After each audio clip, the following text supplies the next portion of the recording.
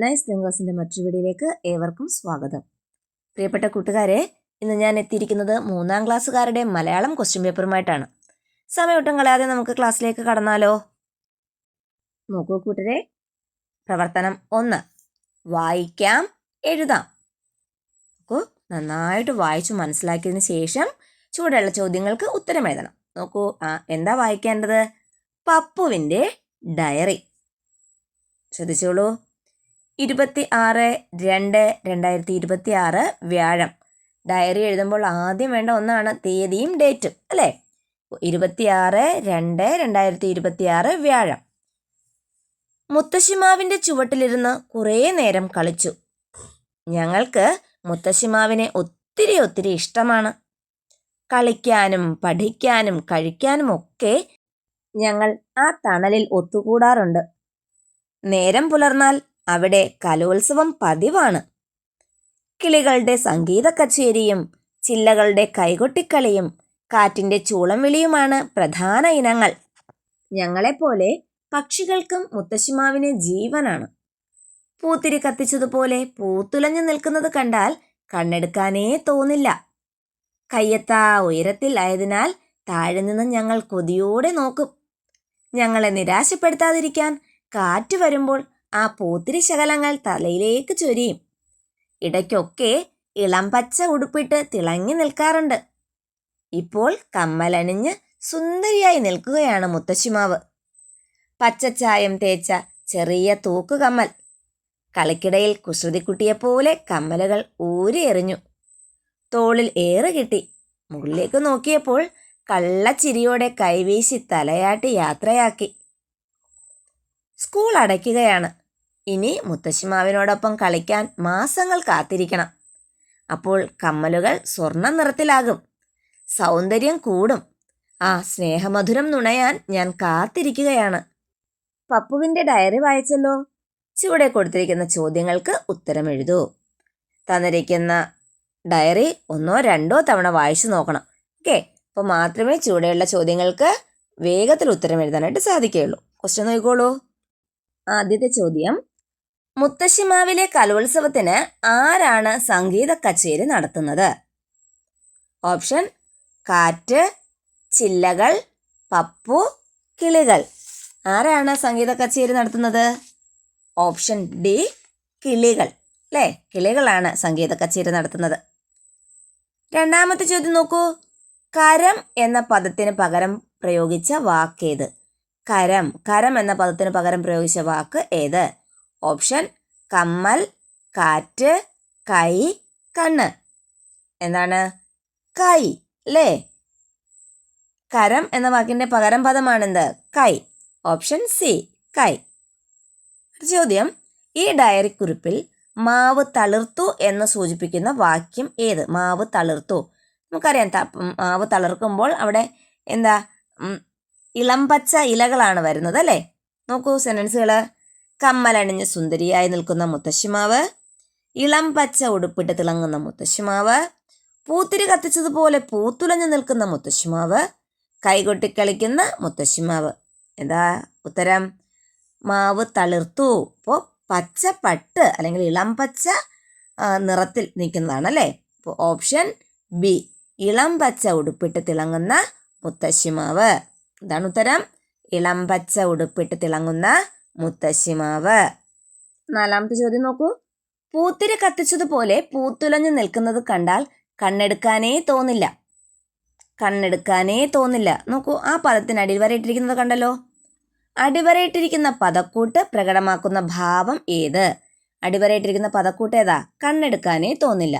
ആ പദക്കൂട്ട് പ്രകടമാക്കുന്ന ഭാവം എന്ത് അല്ലെങ്കിൽ ഏത്? ഇഷ്ടം, ദേഷ്യം, സങ്കടം, വെറുപ്പ്. എന്താ ഉത്തരം? ഇഷ്ടം, അല്ലേ?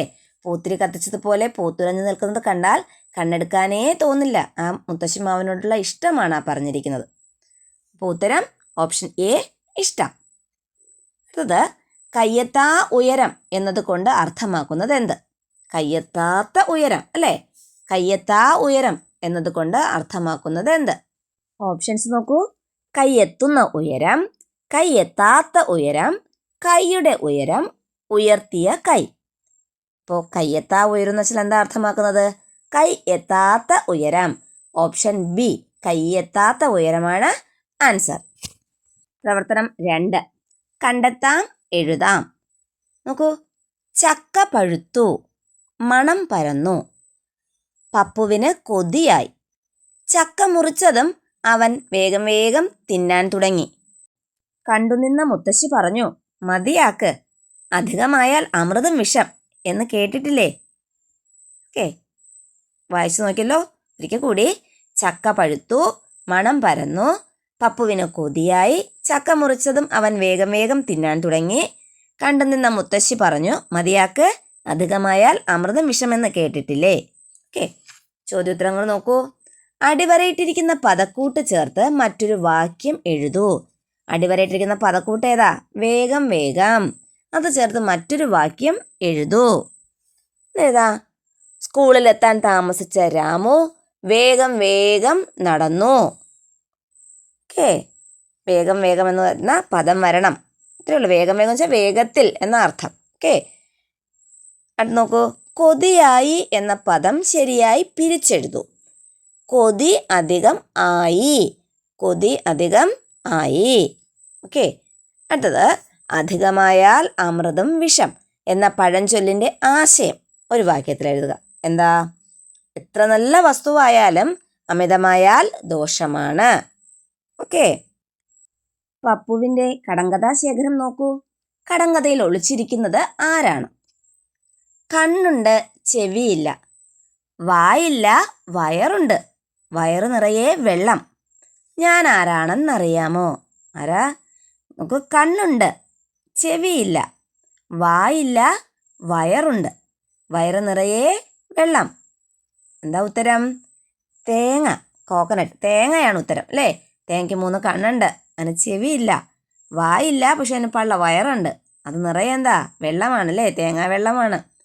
അപ്പോൾ ഉത്തരം തേങ്ങ. നോക്കൂ, ഏതെങ്കിലും പലഹാരത്തിൻ്റെ പേര് ഉത്തരമായി വരുന്ന കടങ്കഥ തയ്യാറാക്കൂ. പലഹാരം ഉത്തരമായി വരണം. ഓക്കെ, അരി പോരാ, പലഹാരം ഉത്തരമായി വരണം. നോക്കൂ, ശീശി ശീശി രണ്ടൊച്ച, എടുത്തു നോക്കി 100 ഓട്ട. എന്താ? ദോശ അല്ലേ? ശീശി ശീശി രണ്ടൊച്ച, എടുത്തു നോക്കി 100 ഓട്ട. ഉത്തരം എന്താ? ദോശ. അല്ലെങ്കിലോ, അകത്തു പോകുന്നത് പൊടി പൊടിയായി, പുറത്തു വരുന്നത് വടി പോലെ. എന്താ? പുട്ട്. അകത്തു പോകുന്നത് പൊടി പൊടിയായി, പുറത്തു വരുന്നത് വടി പോലെ.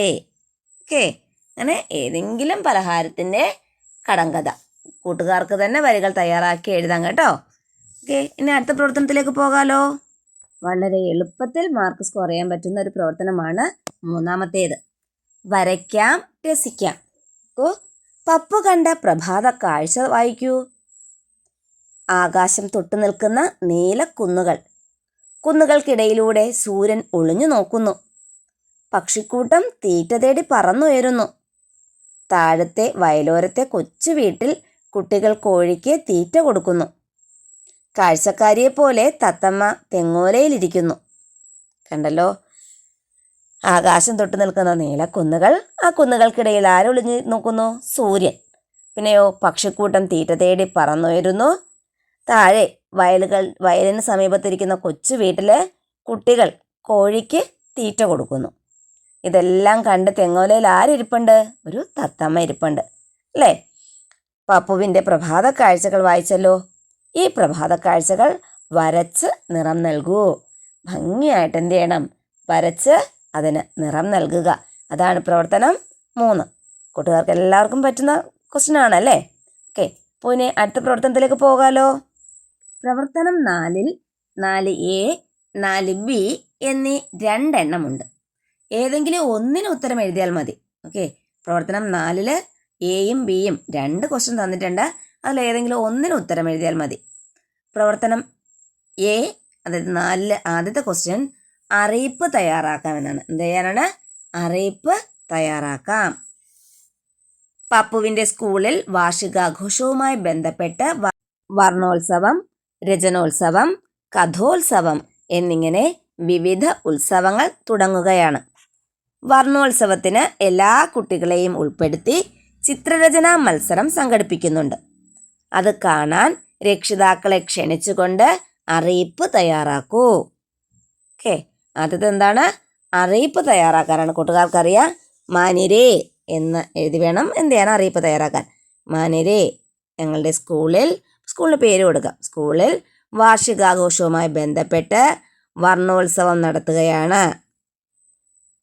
വർണ്ണോത്സവത്തിൻ്റെ ഭാഗമായി നടക്കുന്ന ചിത്രരചനാ മത്സരം കാണാൻ എല്ലാ രക്ഷിതാക്കളെയും സ്കൂൾ അങ്കണത്തിലേക്ക് ക്ഷണിച്ചു കൊള്ളുന്നു. ഓക്കെ, അറിയിപ്പ് തയ്യാറാക്കാൻ കൂട്ടുകാർക്ക് എല്ലാവർക്കും അറിയാം ഇല്ലേ?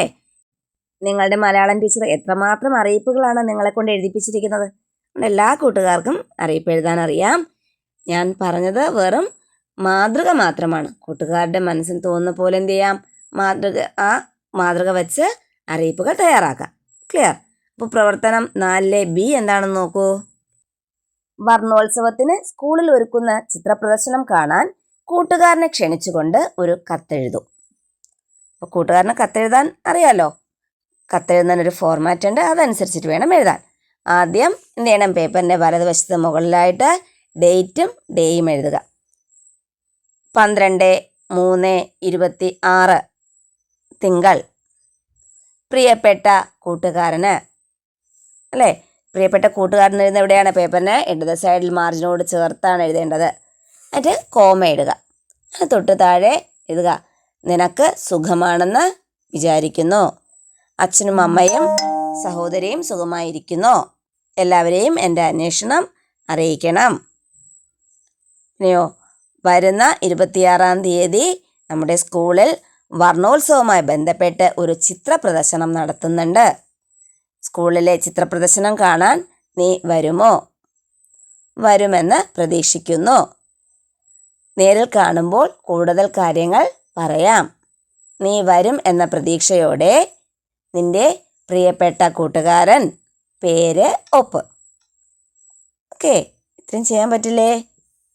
പ്രവർത്തനം 4 പോലെയാണ് 5ഉം. നോക്കൂ, പ്രവർത്തനം 5-ൽ 5A, 5B എന്നീ 2 എണ്ണമുണ്ട്. ഏതെങ്കിലും ഒന്നിന് ഉത്തരം എഴുതിയാൽ മതി. പ്രവർത്തനം 5 നോക്കൂ. 5A, കഥ പൂർത്തിയാക്കാം. രചനോത്സവത്തിന് മിയ എഴുതിയ കഥയുടെ ആദ്യ ഭാഗമാണ് ചുവടെയുള്ളത്. കഥ പൂർത്തിയാക്കൂ. കഥയ്ക്ക് തലക്കെട്ടും നൽകൂ. ഒരു കഥ എഴുതുമ്പോൾ കഥയ്ക്ക് ശീർഷകം വേണം അല്ലേ? തലക്കെട്ട് വേണം. അപ്പോൾ കഥയ്ക്ക് തലക്കെട്ട് നൽകണം. അതുപോലെ നിങ്ങളുടെ ഭാവനയ്ക്കനുസരിച്ച് കഥ പൂർത്തിയാക്കുകയും വേണം. മിയ എന്താ എഴുതിയിരിക്കുന്നത് നോക്കിക്കോളൂ. ഏലമലക്കാട്ടിലെ പേരാലിൻ്റെ ചോട്ടിൽ അരിമണിയുണ്ടെന്ന വാർത്ത ഉറുമ്പിൻ കൂട്ടം അറിഞ്ഞു. ഉറുമ്പുകളെല്ലാം വരിവരിയായി അവിടേക്ക് യാത്രയായി.